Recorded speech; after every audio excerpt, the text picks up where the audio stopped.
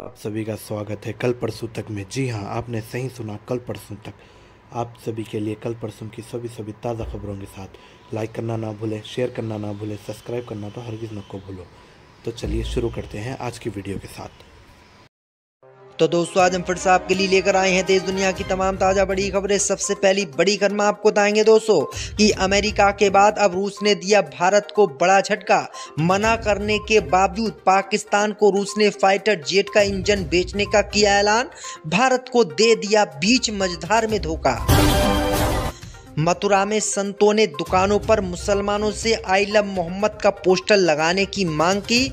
बोले, पोस्टर लगाने के बाद हिंदू मुसलमानों की हो जाएगी पहचान। आई लव मोहम्मद को लेकर बरेली में फिर से ना फैले हिंसा, तो बरेली में पुलिस ने इंटरनेट कर दिया बंद। जुमे की नमाज से पहले 8000 पुलिसकर्मियों को किया तैनात। विदेशी कंपनी रिश्वत देते देते हो गई परेशान। भारत में अपना कारोबार खत्म करने का किया ऐलान। मोदी सरकार की बड़ी चिंता, भारत पर लगे गंभीर आरोप। रूस से तेल खरीदना मोदी सरकार को पड़ेगा महंगा। 7 देशों के निशाने पर आया भारत, हो सकता है कभी भी बड़ा हमला। तो दोस्तों, सभी खबरों को आपको एक एक कर बताने वाले हैं। वीडियो को लाइक कर चैनल को सब्सक्राइब कर दें। इसे भी बढ़ तो दोस्तों अगली खबर की ओर। तो रूस से मोदी सरकार को लगा झटका। भारत के मना करने के बावजूद पाकिस्तान को रूस बेचेगा फाइटर जेट का इंजन। अंधभक्तों की भी खुली आंख। दोस्तों, आपको बता दें कि रूस भारत का सबसे अच्छा मित्र था। गोदी मीडिया और अंधभक्त भी इसका खूब विचार करते थे, लेकिन अब रूस ने ऐन वक्त पर पैसा कमाने के लिए भारत को भी धोखा दे दिया है। खबर सामने निकल कर आई दोस्तों कि रूस से भारत ने फाइटर जेट के इंजन पाकिस्तान को बेचने के लिए मना किया था, और मोदी सरकार लगातार रूस से कह रही थी कि वो पाकिस्तान को फाइटर जेट का इंजन ना दे। लेकिन आपको बता दें कि अब पाकिस्तान को इंजन देने के मामले पर भारत को रूस ने बड़ा झटका दे दिया है। दरअसल आपको बता दें कि भारत की बात को ठुकराते हुए रूस ने अब पाकिस्तान को JF-17 फाइटर जेट का खास इंजन देने का ऐलान कर दिया है, जिससे मोदी सरकार को बड़ा झटका लगा है। दरअसल आपको बता दें कि डिफेंस सिक्योरिटी एशिया की रिपोर्ट के मुताबिक भारत ने रूस से लंबे समय तक आग्रह किया कि वह पाकिस्तान को सीधे तौर पर फाइटर जेट का इंजन ना बेचे, लेकिन उसने भारत की इस अपील को ठुकरा दिया है। रूस अब पाकिस्तान को इंजन बेचने के फैसले पर टिक गया है। पाक वायुसेना अपनी ताकत को बढ़ाने के लिए चीन का सहारा लेती है। उसके अधिकतर हथियार फाइटर जेट चीन की मदद से तैयार हो रहे हैं। चीन के बाद अब रूस भी फाइटर जेट के मामले में उसके साथ जाता हुआ दिख रहा है। तो ये बड़ी अपडेट आई दोस्तों कि भारत को बड़ा झटका अब रूस ने भी दे दिया है। इसे भी बढ़ते दोस्तों अगली खबर की ओर। तो मथुरा के संतों ने मुसलमानों से आई लव मोहम्मद का पोस्टर लगाने की मांग की। दोस्तों, आपको बता दें कि आई लव मोहम्मद का बैनर लगाने के मामले में अब मथुरा के संतों और धर्म गुरुओं ने एक नई मांग कर दी है। उन्होंने मांग की है कि मुसलमानों को अपनी दुकानों पर आई लव मोहम्मद का पोस्टर लगाना चाहिए।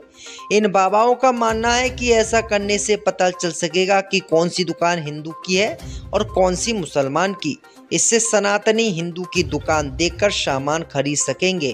दरअसल देश में आई लव मोहम्मद पोस्टर विवाद काफ़ी चर्चा में है, और इसी विवाद के बीच अब मथुरा के संतों और धर्माचार्य मुख्यमंत्री योगी आदित्यनाथ से अपनी मांग कर रहे हैं।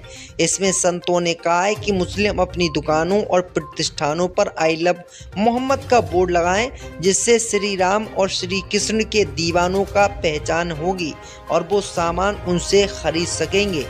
इससे भी बढ़ते दोस्तों अगली खबर की ओर। तो रिश्वत देते देते परेशान हो गई विदेशी कंपनी, भारत में कारोबार खत्म करने का किया ऐलान।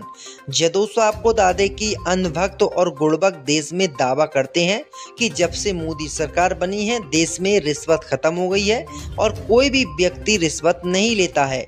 लेकिन अब एक विदेश की कंपनी ने मोदी सरकार के इन दावों की पोल खोल दी है। दरअसल आपको बता दें कि लॉजिस्टिक कंपनी विनट्रैक INC ने बुधवार को भारत में अपना कारोबार बंद करने का ऐलान किया है। कंपनी ने आरोप लगाया है कि चेन्नई के कस्टम अधिकारी उनसे रिश्वत मांगते हैं और लगातार उन्हें परेशान करते हैं। इस वजह से उनका बिजनेस भारत में जारी रख पाना मुश्किल हो गया है। कंपनी ने अपने आधिकारिक ट्विटर अकाउंट पर पोस्ट करते हुए इसकी जानकारी दी है और ऐलान कर दिया है कि वह भारत के अधिकारियों से परेशान हो गए हैं और इसलिए वो भारत में अपना कारोबार बंद करके किसी दूसरे देश में जा रहे हैं। कंपनी ने कस्टम अधिकारियों पर आरोप लगाते हुए कहा है कि जून 2025 में ऐसी ही घटना हुई थी, अब फिर एक बार हुई है। कंपनी ने कहा कि अधिकारियों ने पहले एक सामान को बार बार इंपोर्ट करने के लिए मंजूरी दी, लेकिन जून में रिश्वत की बात का पर्दाफाश करने के बाद वह कंपनी के शिपमेंट में गलतियां निकालने लगे। यहाँ तक कि उन्होंने कंपनी के खिलाफ एक झूठा DRI अलर्ट भी जारी कर दिया। तो ये बड़ी अपडेट आई दोस्तों कि किस तरीके से भारत में जो बड़े बड़े अधिकारी हैं खुलेआम कंपनियों से रिश्वत मांग रहे हैं, जिससे भारत में इन कंपनियों का काम करना मुश्किल हो रहा है और भारत की छवि भी खराब हो रही है और कंपनियां भारत छोड़कर जा रही हैं, जो आम जनता का भी काफ़ी नुकसान है सरकार के साथ साथ। इसी बीच पर तो दोस्तों अगली खबर की ओर तो आइलम मोहम्मद को लेकर बरेली में फिर से इंटरनेट हुआ बंद। जुमे की नमाज से पहले 8000 पुलिसकर्मी तैनात। दोस्तों आपको बता दें कि जुमे की नमाज से पहले उत्तर प्रदेश के शहर बरेली में 8000 पुलिसकर्मियों को योगी सरकार के द्वारा तैनात किया गया है। शहर को 5 सेक्टर में बांटकर एक एक ASP को प्रभारी बनाया गया है। 13 CO, 700 दरोगा, 2500 सिपाही समेत दूसरे जिलों से आई फोर्स को चौराहों मस्जिदों के आसपास तैनात किया गया है। सतर्कता की दृष्टि से गुरुवार दोपहर 3 बजे से शनिवार दोपहर 3 बजे तक इंटरनेट बंद कर दिया गया है। इसके पीछे अधिकारियों ने तर्क दिया है कि इंटरनेट, मीडिया, व्हाट्सएप ग्रुप आदि के जरिए अराजक तत्व माहौल बिगाड़ने वाले संदेश भेज सकते हैं। कानपुर के आइलम मोहम्मद लिखे पोस्टर विवाद की आड़ में 26 सितंबर को जुमे की नमाज के बाद उपद्रव हुआ था। इत्तेहाद-ए-मिल्लत काउंसिल अध्यक्ष मौलाना तौकीर रज़ा के आह्वान पर आई भीड़ ने काफ़ी बवाल हुआ था और पुलिसकर्मियों के ऊपर पत्थर ही फेंके, लेकिन अभी तक ये पता नहीं चल पाया है कि पत्थर इन भीड़ ने फेंके थे कि या घरों के ऊपर से फेंके या किसी दूसरे समुदाय के लोगों ने फेंके हैं। ये जांच होकर ही साफ हो पाएगा। तो इसी मामले को लेकर अब सरकार सख्त हो गई है और सरकार ने जो है पहले ही इंतजाम कर दिया, इंटरनेट भी बंद कर दिया है और लोगों से गुजारिश की है कि शांति से जुमे की नमाज पढ़ के अपने अपने घर जाएँ। इससे बीच पर तो दोस्तों अगली खबर की ओर तो जेल से छूटने के बाद योगी आदित्यनाथ से नाराज हुए आजम खान, बोले दिल है बहुत दुखी। दोस्तों आपको बता दें कि समाजवादी पार्टी के वरिष्ठ नेता और पूर्व कैबिनेट मंत्री आजम खान 23 महीनों के बाद सीतापुर जेल से बाहर आ गए, जिसके बाद वो लगातार पत्रकारों से बातचीत कर रहे हैं और तमाम मुद्दों पर अपनी राय रख रहे हैं। इसी बातचीत में उन्होंने आजम खान ने कहा है कि योगी आदित्यनाथ के लिए कि मोहब्बत बहुत कम लोगों में रह गई है, रिश्ते बहुत उदास हो गए हैं, दिल बहुत दुखी रहने लगे हैं। लोकतंत्र में हर शख्स को मुस्कुराना चाहिए, लेकिन लोग सरकार से खौफजदा हैं, लोग डरे हुए हैं, अपने ही वतन में बेइज्जत महसूस कर रहे हैं। कुछ ऐसा हो जाए कि चमन में बहारें फिर से वापस आ जाएं, खुशियां फिर से लौट आएं और परिंदे फिर से चहचहाने लगें। जब उनसे सवाल किया गया कि बरेली और संभल में जो हुआ उसकी तो आप बात नहीं कर रहे हैं, तो उन्होंने कहा कि ये तो सिर्फ 2 वाक़ये हैं, ऐसी यानी कितनी घटनाएं हैं। तो आजम खान ने इन घटनाओं को लेकर भी सरकार पर निशाना साधा है। इससे बीच बढ़ते दोस्तों अगली खबर की ओर तो 7 देशों के निशाने पर आया भारत, रूस से तेल खरीदना बना आफत, कभी भी हो सकता है बड़ा हमला। दोस्तों आपको बता दें कि रूस के तेल खरीदने के कारण अमेरिका से बिगाड़ना मोदी सरकार और अंधभक्तों को भारी पड़ता हुआ दिखाई दे रहा है।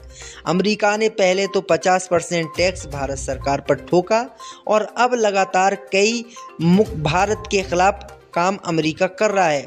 अब खबर सामने निकल कर आई दोस्तों कि 7 देश भारत के पीछे पड़ गए हैं। 7 देशों के समूह G7 ने एक बड़ा एक्शन लेने की तैयारी भारत के खिलाफ कर दी है।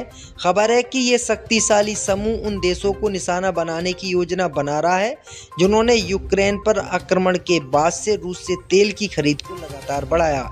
इस घोषणा ने भू राजनीतिक हलकों में हलचल मचा दी है, क्योंकि रूसी तेल के सबसे बड़े खरीदारों में भारत और चीन शामिल हैं। भारत पहले ही इस बात को स्पष्ट कर चुका है कि उसे अमेरिका और यूरोपीय संघ की तरफ से निशाना बनाया जा रहा है। लेकिन G7 के साझा कदम से दबाव काफी बढ़ गया है और मोदी सरकार घुटने टेक सकती है और मोदी सरकार अमेरिका के कहने पर फिर से जो है दोस्तों रूस से तेल खरीदना बंद कर सकती है। जो अंधभक्त और मोदी भक्त गोदी मीडिया जो दिखाते थे अब तक, अब वो देखते हैं क्या नई तकनीक लेकर आएंगे, क्या नई कहानी बनाएंगे मोदी को लेकर।